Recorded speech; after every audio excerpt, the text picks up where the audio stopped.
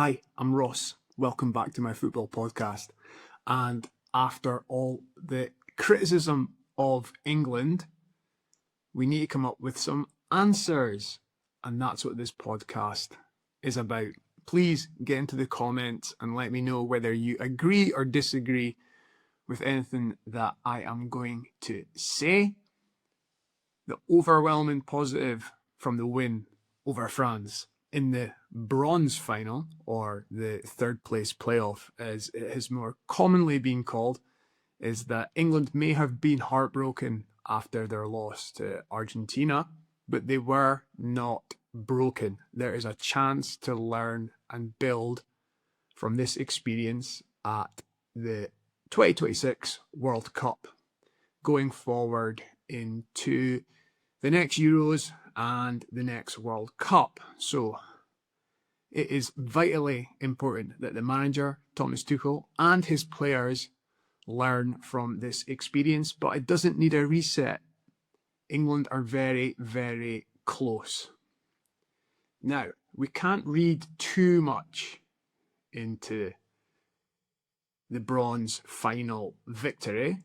There needs to be the caveat that France pretty much couldn't be bothered in the first half, and then in the second half they were more bothered by the situation, and it kind of turned into a testimonial match goal fest, given that England were 4-0 up at halftime.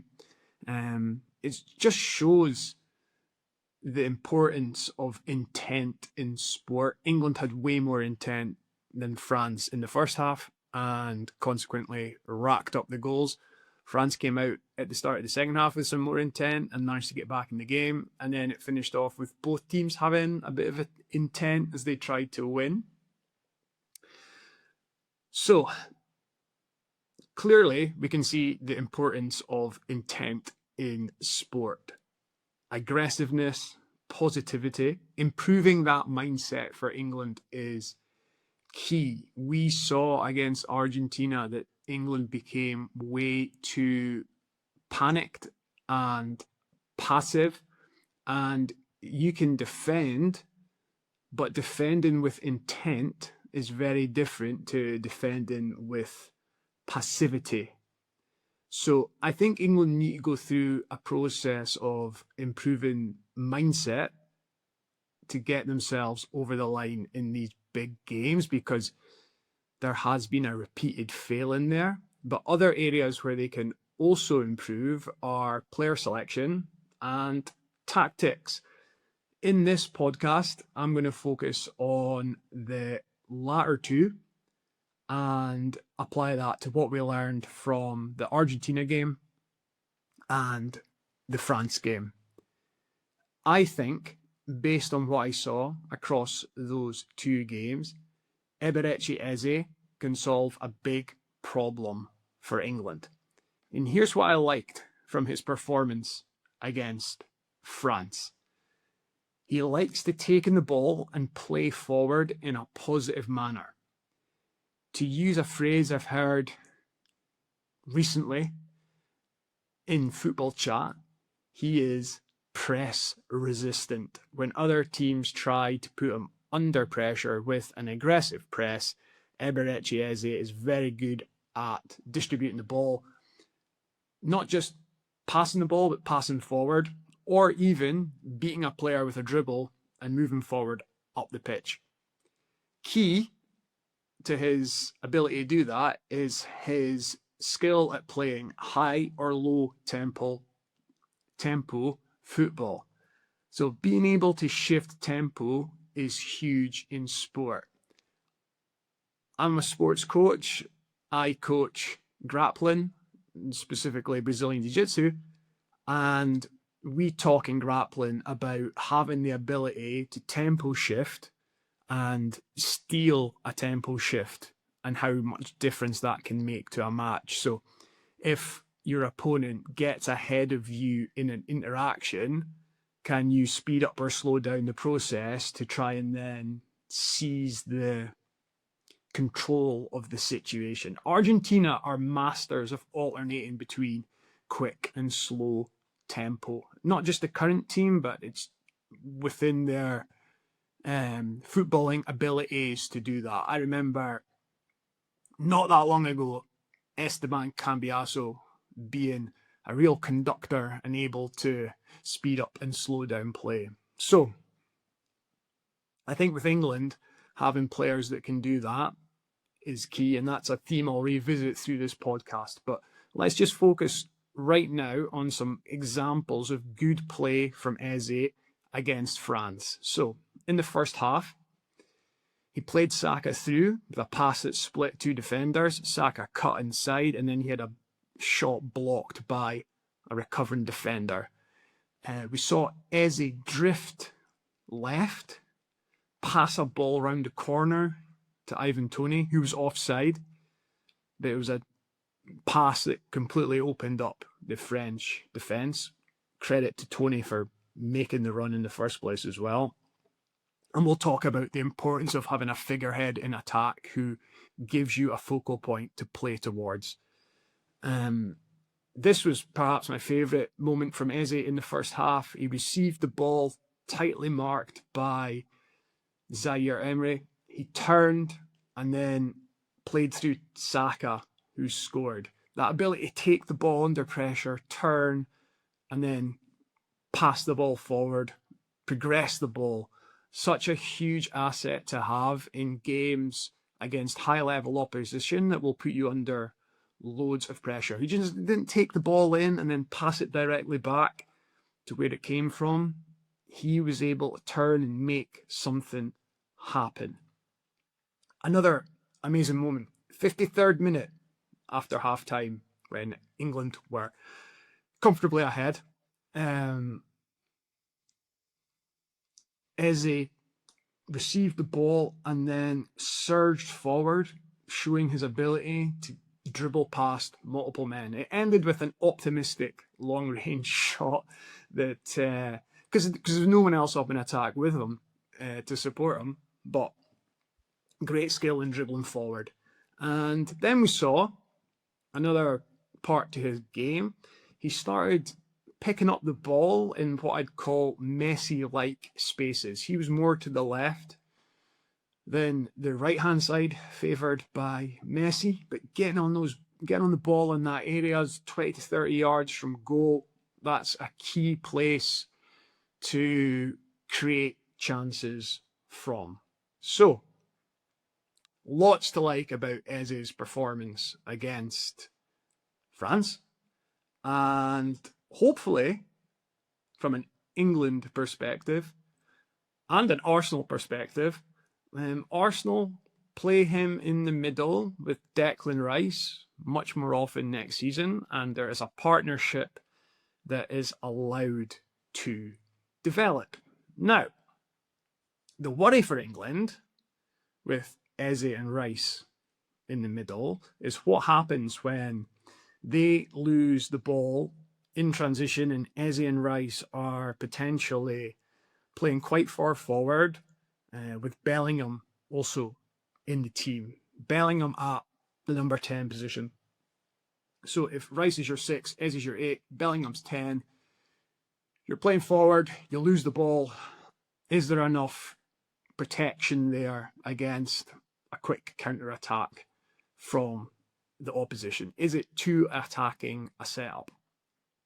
Well, we can look again at the France game. Now, at this stage, England were half-paced, but the Elise threw the ball to Mbappe for the first French goal shows the potential problem with this situation. Now, Declan Rice had lost a bit of intent in his press, which needs to be taken into account, but there was a concern there with the way France were able to play through England, and it wasn't the only time in the game they were able to do that. And again, remember, the intent with which people play at is very important here. But when France made the score 4-3, Rice and Eze were completely eliminated by a passing from wide, which gave Olise and Mbappe the chance to then exchange passes, and France were able to score. But it was that pass from wide that took out Rice and Eze that was a bit of a concern. So how do England solve the potential problem of a lineup that has Eze and Rice in the central midfield being perhaps too attacking or not offering enough protection? Well, at that point, Bellingham could come off and Mainu or Anderson could come on. Or Bellingham could play in a more Eze-esque role as a number 8 rather than a number 10. And then Eze's the one that comes off. I think keeping Rice on would be key. Hopefully at the next tournament he is fresh and isn't struck down by a bug, I think it was, that caused him a bit of illness, that I think caused a bit of fatigue in some of his performances. There's also the fact that England travelled a lot, played at high altitude. Rice had a very long season, so there was a lot asked of him in this tournament. Him being a little bit fresher would probably be a bonus, but Rice, I think, has the ability to sit as that number 6 against France. He was actually in and around the centre backs at times, sort of splitting them.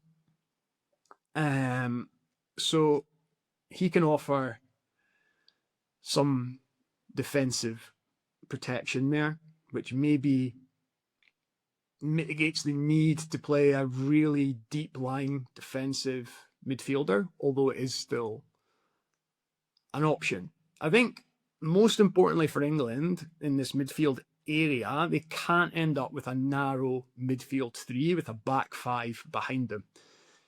That's one huge lesson from that Argentina game. That's the space that Messi exploited with the narrow 3. He just drifted out to a centre to wide right position. If England were able to have played a 5-4-1, then the 4 across the middle area would have occupied a wider range of space, and Messi would have found it more difficult to find that pocket of space that he so ruthlessly exploited. Or England, rather than going 5 at the back, could go 4-1-4-1, with that 1 being an extra sort of defensive midfielder, a hybrid player. They have the choice of whether that 1 goes straight into the back line or sits just ahead of it. So Elliot Anderson could be that player. There were times actually where he dropped, I thought, too deep against Argentina and was almost in and around the back line. And that was a problem with England's lack of numbers in the midfield area. But if they commit to playing a 4 across the midfield area, then perhaps Anderson becomes a player that can sit just behind that 4. And if he ends up in the back line, it's not as problematic. So I think a key for England could be making a 4 across the middle of Bellingham, Eze, Rice, and Saka. So the player that would come off in that situation when England need to change to a more, I don't want to say defensive mindset, because I want them to keep having the intent to play forward.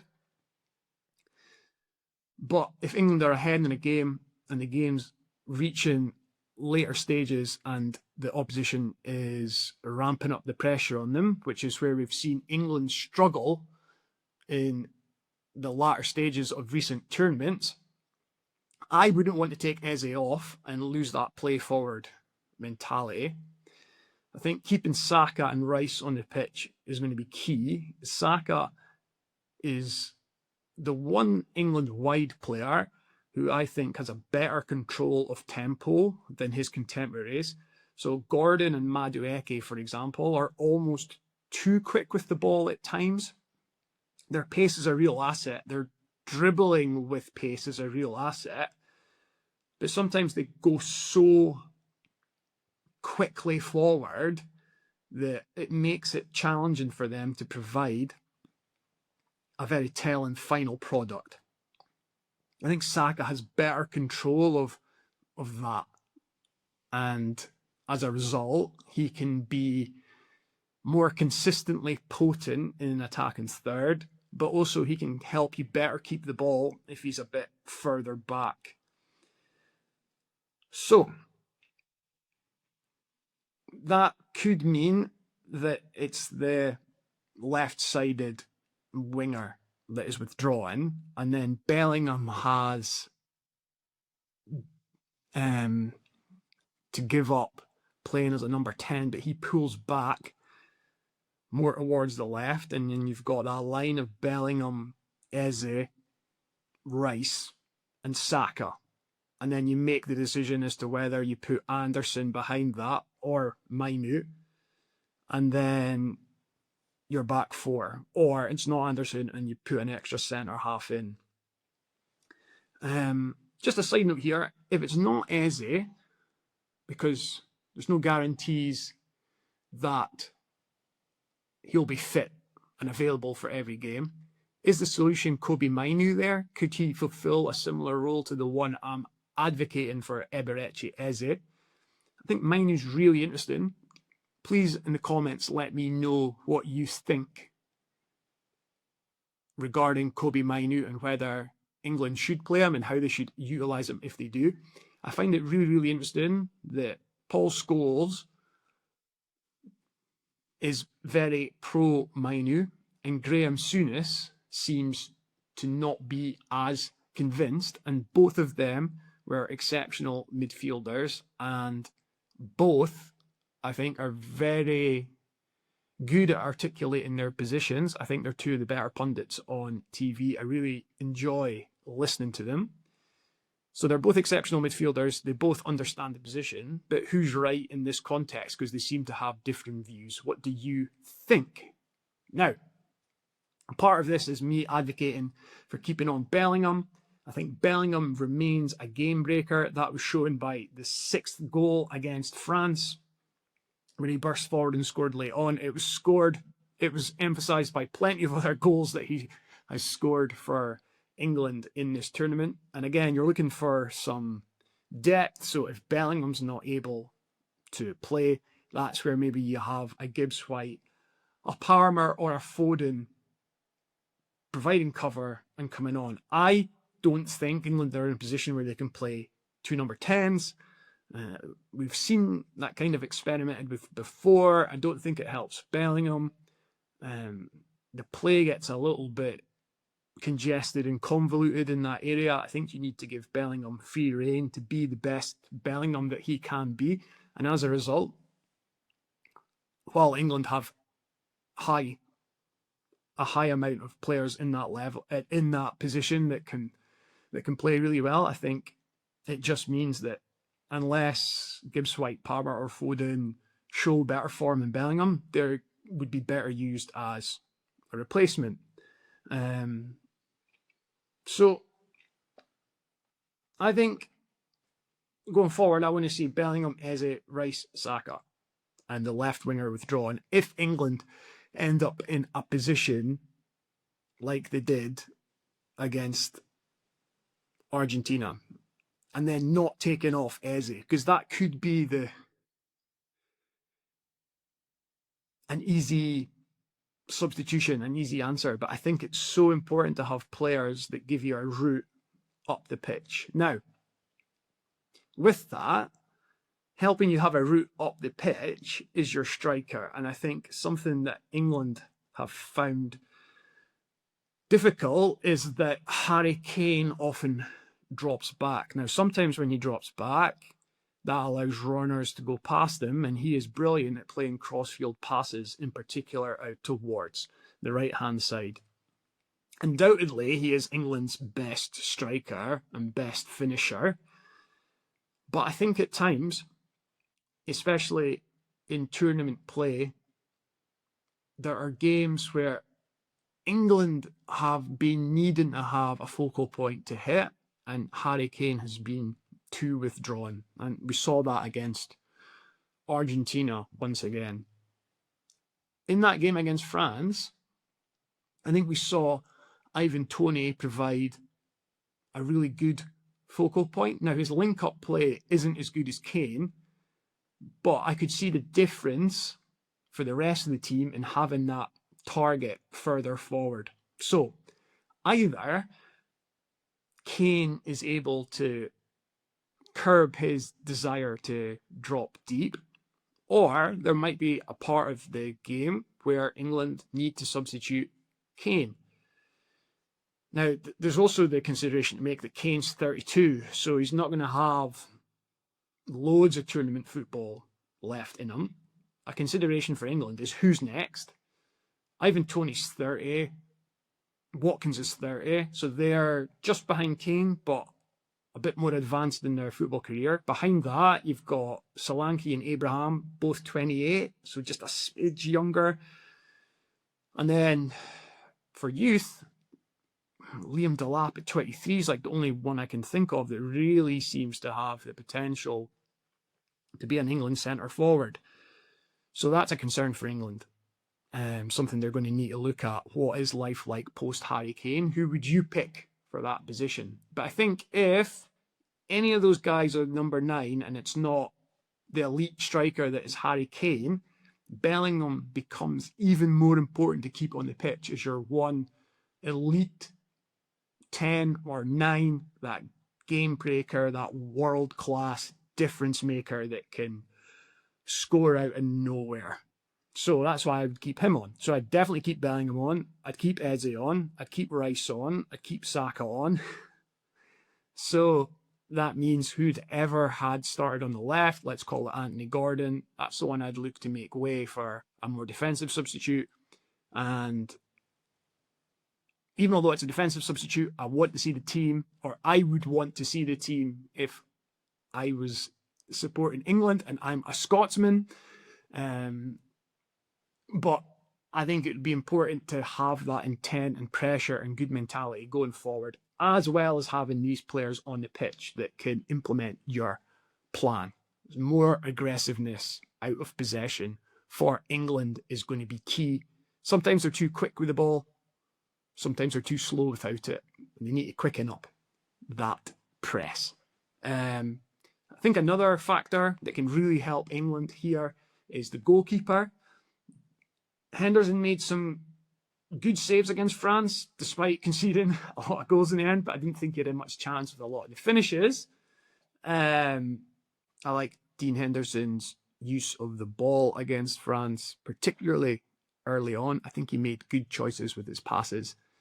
Jordan Pickford has a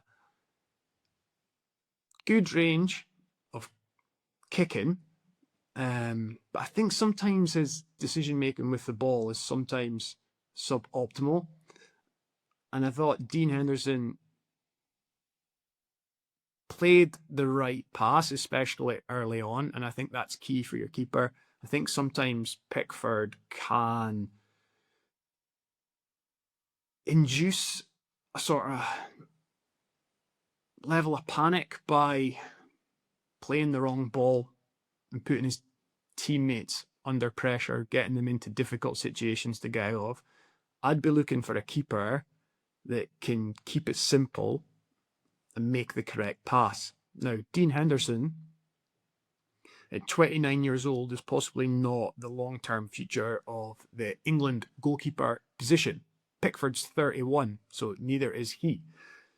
Long-term, it might be James Trafford. But I think Spain have shown that picking the right keeper for the situation is key.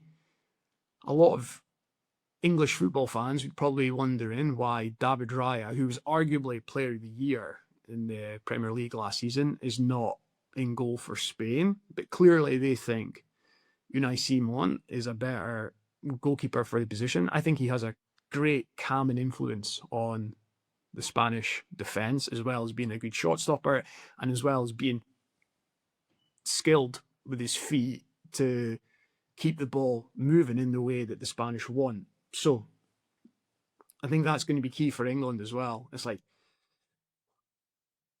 while we're talking about the influence that Eze and the help that Eze can provide the midfield, I think England need to have a look at the focal point at the very top of the pitch and either persuading Kane to stay further forward, or if he's not able to do that, replacing him with someone that can.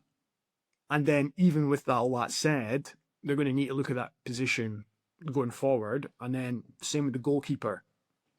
So, while improvements are made in the midfield area, defence, they need a starting point for this ability to play out, particularly in the later stages of games against good teams when the pressure is ramping up in the game state. So, I think from what I saw against Argentina, the problems, and what I saw against France, the possible solutions, caveated by the fact that it was it was a strange game. Eberechi Eze, to me, is the answer to midfield problems for England. What about you? Get into the comments and let me know what you think. What should England do going into Euro 2028 and World Cup 2030, and how do they move on from being semi-finalists to not just appearing in a World Cup final, but getting over the line?